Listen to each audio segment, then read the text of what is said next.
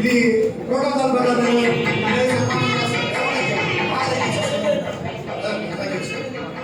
ఒక విషయం మ్యాటర్ చెప్పాలి. సన్మానం మ్యాటర్ చెప్పాలి. మ్యాటర్ ఏంటంటే ఆఫీస్ వినండి. మ్యాటర్ వినండి.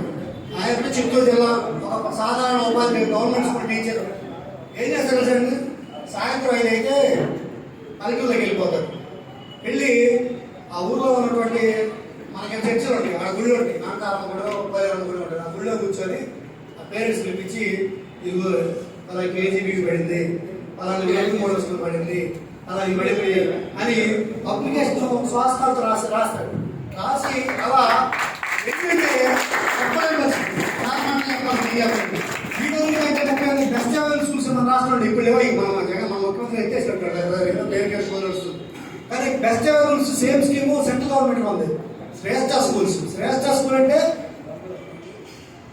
ఢిల్లీలో, చెన్నైలో, హైదరాబాద్ లాంటి కార్పొరేట్ స్కూల్లో సీట్లు వస్తాయి. అలాంటి స్కూల్లో ఎంతో మంది స్కూల్లో ఆ స్కూల్కి అప్లై చేయించి వాళ్ళకి అవసరమైతే వెళ్ళడానికి అవసరం ఛార్జీ లేకపోతే ఛార్జీ పడిచి ఒక అమ్మాయికి చిన్న చెప్పాడు, తండ్రి లేడు, తల్లి మాత్రం ఉంది, ఆ కూలి పని చేసుకోవడం. అలాంటి వ్యక్తికి అప్లై చేయించి ఢిల్లీలో ఈరోజు ఆ అమ్మాయి ఇంటర్మీడియట్ అవుతుంది. ఆ సంవత్సరం లక్షల రూపాయలు, 2 సంవత్సరానికి 10 లక్షలు మనం ఎంత చేస్తే అలాంటి సీట్ పెట్టిస్తారు చెప్పండి. అంటే ఏం జరిగిందా? ఆయన జీతం తేడా, సార్ జీతం తేడా చేయగలరు. ఒకటే పని చేశారు. తనకున్న టైంని, తన టాలెంట్ని ఉపయోగించి సాయంత్రం గంట, అర్ధగంట సేపు ఆ కాలనీలోకి వెళ్ళి ఆ పిల్లలకి, ఆ తల్లిదండ్రులకి చెప్పి చేశాడు. ట్రిపుల్ ఆశిస్తుందరే, అందుకని సన్మానం చేస్తాం. ట్రిపుల్ ఆశిస్తుందరే, ఏదైతే మనం అనుకుంటున్నామో దాన్ని గ్రౌండ్ లెవెల్లో మూలాల్లో తీసుకెళ్తేనే, మూలాలు వేర్లు బలంగా లేకుండా మీకు ఫ్రూట్స్ రావు.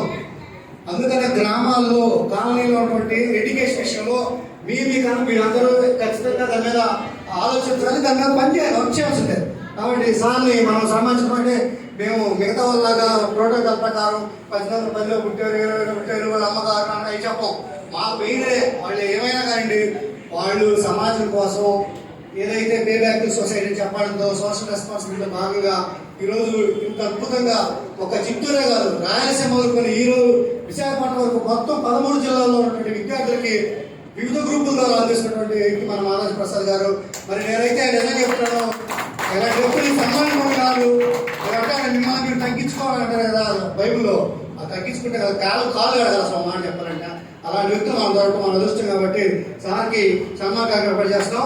సన్మానానికి మీ పిల్లలకి పెద్దలు ఉన్నారు, అందరూ కూడా వచ్చేసి సన్మానించవలసిందిగా. ఓకే, మీరు కూర్చోండి. డేవిడ్ గారు, జగజీవన్ గారు, అనిల్ గారు, అన్వేష్ గారు, మనీష్ గారు, అలాగే సుకుమార్ గారు. సుకుమార్ గారు మన అసలు ట్రిపుల్ ఈకి ఫస్ట్ నుంచి ముందు నడిపిస్తున్నటువంటి వ్యక్తి. చాలా తప్పడంలో అలాగే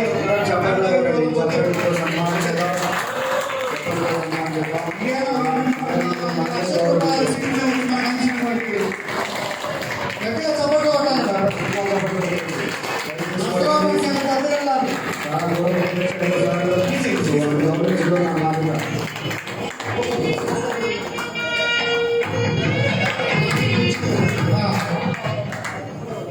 ఓకే. అలాగే అమౌంట్ మామూలుగా అమౌంట్ ఇస్తాం కదా, మనం కొంచెం వేరే ఫ్రేమ్ తయారు చేయించాము.